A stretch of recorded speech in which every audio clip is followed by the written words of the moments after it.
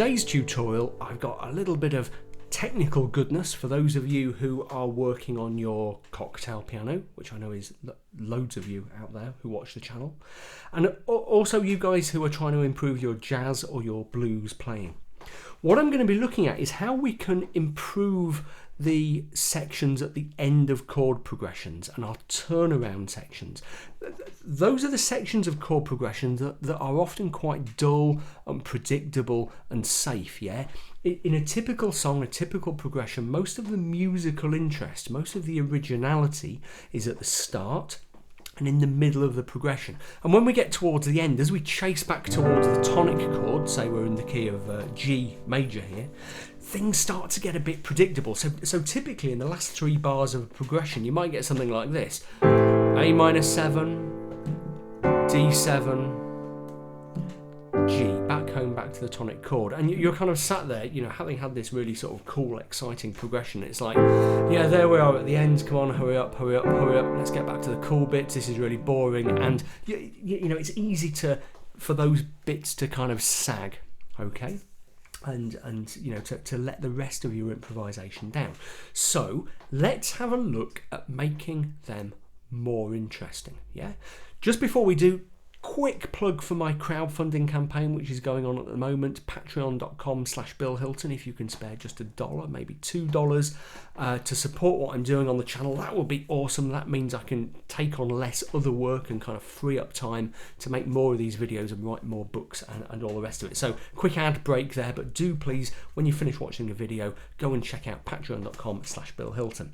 Okay, back to where we were. We've got this kind of dull resolution towards the end of our G major chord progression.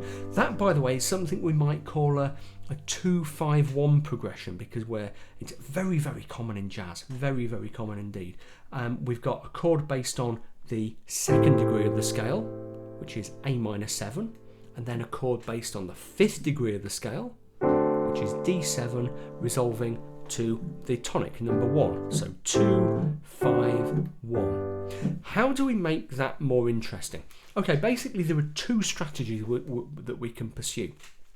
The first one is to change the chords themselves using a process of extension and substitution. Yeah, stuff that I've talked about in the past, but I'll go over it again in a second. And the second tactic we can use is to actually add new chords, often typically in the form of passing chords, yeah, which is something I haven't talked about in the past. First of all, let's look at the extension and substitution thing. Let's stick in the key of G and let's stick with fixing this 2-5-1, this boring 2-5-1 resolution. Let me look at a couple of ways I can improve that. Instead of, let's say I did something like this.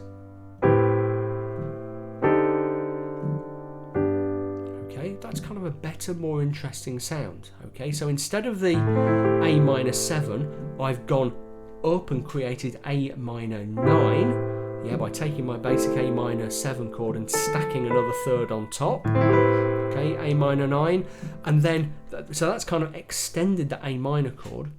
But then when it comes to the D7 chord, I ditch that entirely and substitute in this. Okay. That is kind of a C6 chord, C minor 6 chord with a D in the bass, and it resolves really quite nicely back to the G chord. Yeah, I've come up with that by taking probably the most common type of dominant chord substitution, which is this. Okay, so in the key of G, it's the A minor 7 with a D in the bass, but I've moved it up 1 inversion. Okay, and I've dropped that E natural down to an E flat. Okay, to create that substitution. There are other things I could do with that. I could do I could do it in that inversion and flatten the 5th as well. Okay, which gives me a nice leading tone back up to the G. Or I could go the whole hog and use a tritone substitution there. Okay, that's my tritone substitution resolving to the G. Tritone sub, very, very common in jazz. Very easy to create. Let's say you've got your tonic chord there, G. Just take everything up 1 semitone, 1/2 step.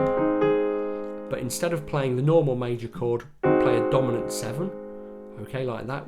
Gives us A flat 7, but rather than putting A flat in the bass, put the number 5 note, the 5th degree of the scale, the D, in the bass. Yeah, it resolves really nicely. Yeah, it's called the tritone. I mean, I've talked about it in the past, but just for the sake of completeness, it's called the tritone substitution because that note, okay, the kind of the tonic note of the root note of that A flat 7 chord is a tritone up from the 5th. Okay, tritone is 3 whole tones. Okay, but that's kind of technical stuff. That's not important. They're really easy to create. Okay, so that's our kind of first strategy to make that 2-5-1 more interesting. Okay, to extend and to substitute out those chords. I've talked about that process quite a lot before, and particularly in my book on cocktail piano, an introduction to cocktail piano. I'll add a link to that underneath the video in the video description if you haven't seen it. But then, as I said, we've got a second tactic, which is to actually add in whole new chords. Just have a look at this.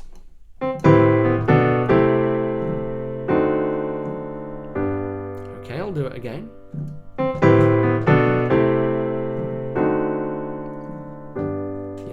Do you see that how in travelling from that A minor 9 to the A minor 7 here, which is actually eating a little bit into the measure where the D chord should be, I've dropped in that B minor 7 chord, okay, which is diatonic to the key of G. It belongs in the key of G. It's quite happy there. It's got the F sharp that's characteristic of G major.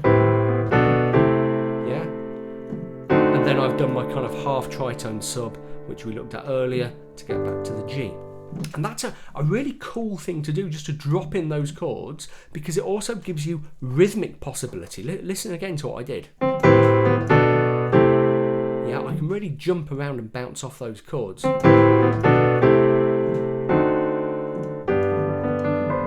Oops, okay. So just dropping in an extra chord there, a chord that is quite naturally occurring in the key of G major, just helps us to add a little bit of interest.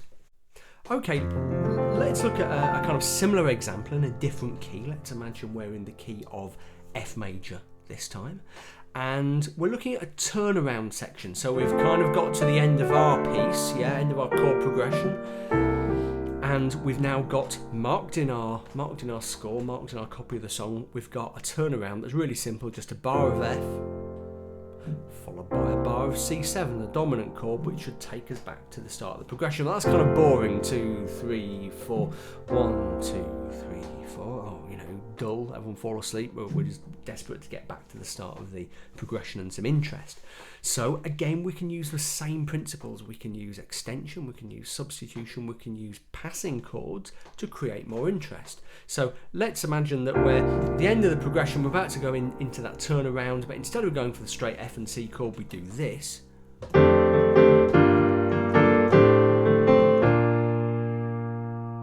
Okay, have a look what I did there.